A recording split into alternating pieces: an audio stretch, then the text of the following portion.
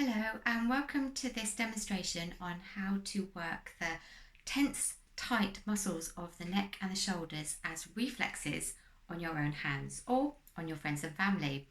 Hand reflexology is amazing for self-help, and I hope that you can find these techniques useful in this 5-minute demonstration.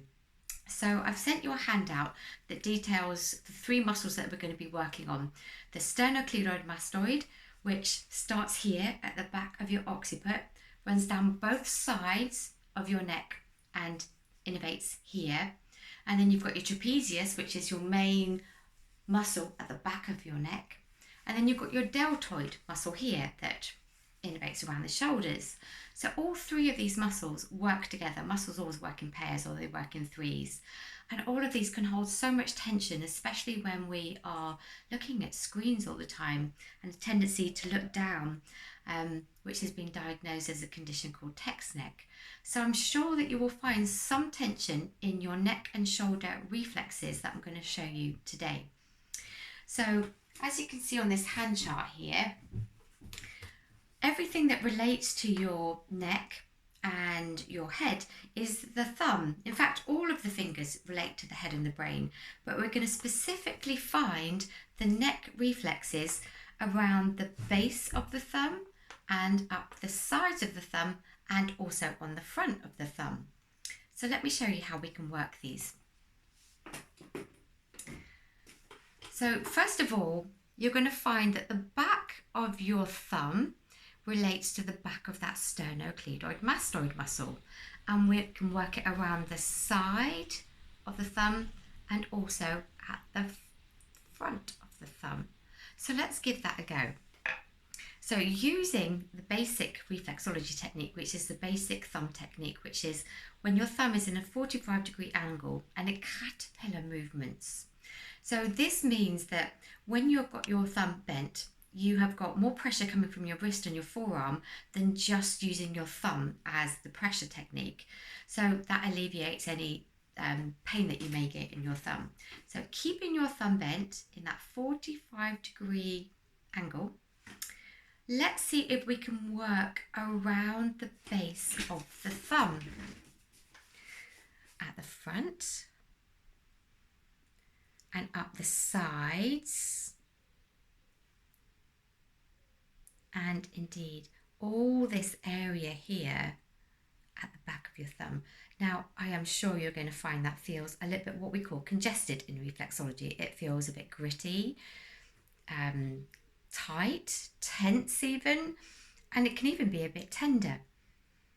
And that means that the area is out of balance and it needs a bit of work. Reflexology can help to rebalance these areas, and a reflexologist will basically try and work out the congestion, and it might be tender for a while, but it gets easier, which can signify that the area itself is actually getting easier. It's amazing how the body and the hands and the feet represent the whole anatomy of the body perfectly. And hand reflexology is just as effective as feet reflexology. So the more you work these areas that feel congested, the easier they should get. It may take a few days, it may take like a few minutes. It just depends how long that the tension has been held there. So if you imagine that you've held neck and shoulder tension, say doing a particular job over a period of years, it's going to take a while for that to release.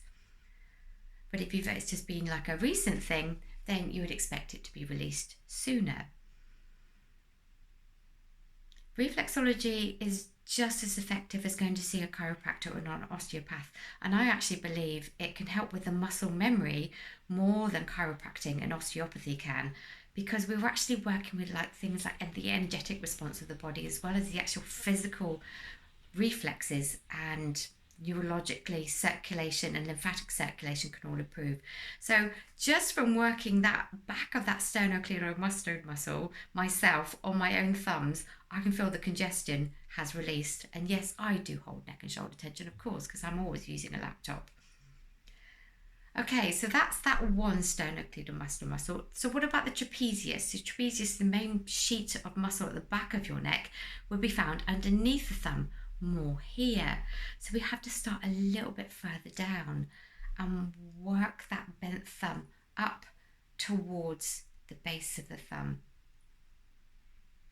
And you might find that certain areas feel like a bit lumpy and bumpy. Well, that's muscle tension. Where you find there's like a creak or a click, or it feels like a knot, that represents that particular part of your body, that muscle of your neck is holding tension.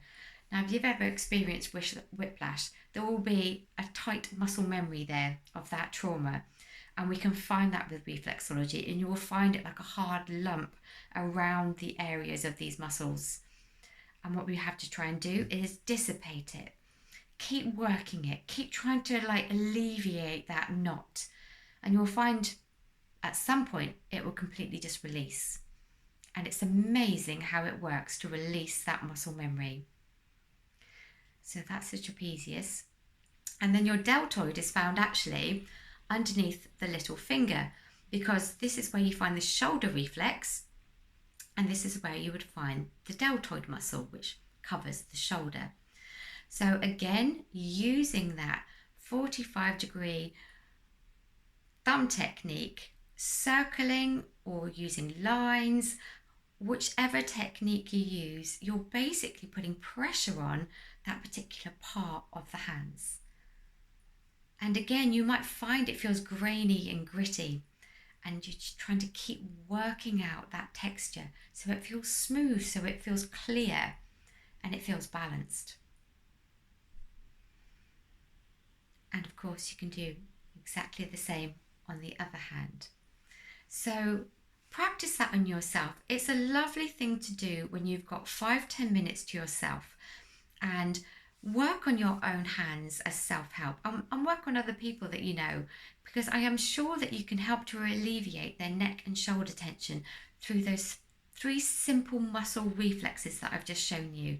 Reflexology is absolutely amazing to help musculoskeletal problems, and I hope just by what I've just shown you today can actually help to alleviate your neck and shoulder tension, or people that you know. Okay, happy practicing, and I hope this is helpful. Thanks for watching.